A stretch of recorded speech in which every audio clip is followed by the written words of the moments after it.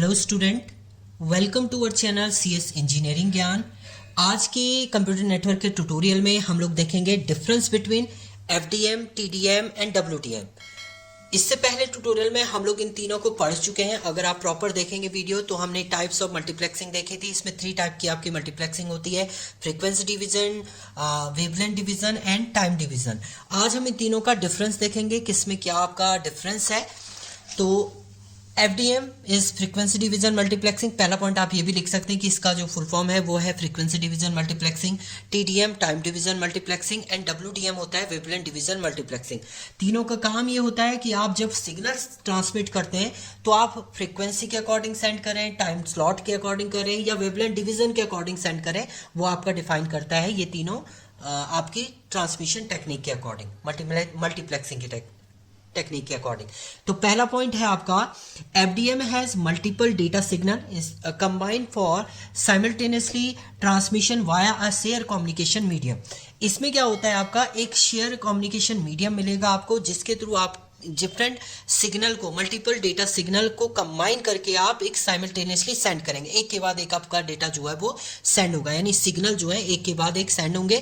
और ये वर्क करता है आपका एनालॉग पे, तो एनालॉग टेक्निक पे ही ये काम करता है। एनालॉग का मीनिंग है इस फॉर्म में जो डेटा आपका वो सेंड होता है।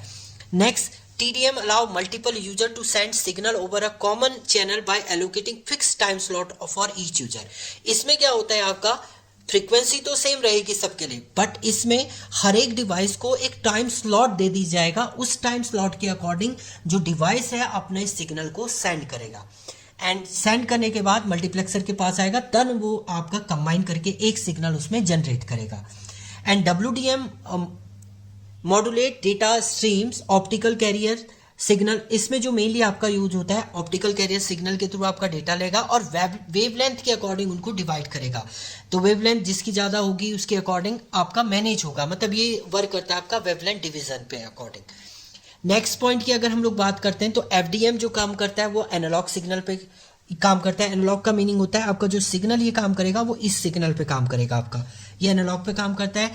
TDM आपका जो वर्क करता है वो डिजिटल सिग्नल। डिजिटल का मीनिंग होता है 1 0 1 0 1 0। इस फॉर्मेट में जो सिग्नल होते हैं वो आपके होते हैं डिजिटल, एंड ये यूजेस डिजिटल एंड एनालॉग दोनों पे काम करेगा। यानी एनालॉग सिग्नल भी आप सेंड कर रहे हैं टाइम स्लॉट में, उस पर भी वर्क करेगा और डिजिटल पे भी, जबकि आपका जो ये वर्क करता है वो आपका केवल एनालॉग पे काम करता है। And WDM uses optical signal. Optical signal हमेशा ये भी आपके एनालॉग फॉर्मेट में ही होते हैं, तो ये भी आपका जो काम करता है वो आपके ऑप्टिकल सिग्नल बोल दो या आप एनालॉग सिग्नल भी यहाँ पर बोल सकते हो।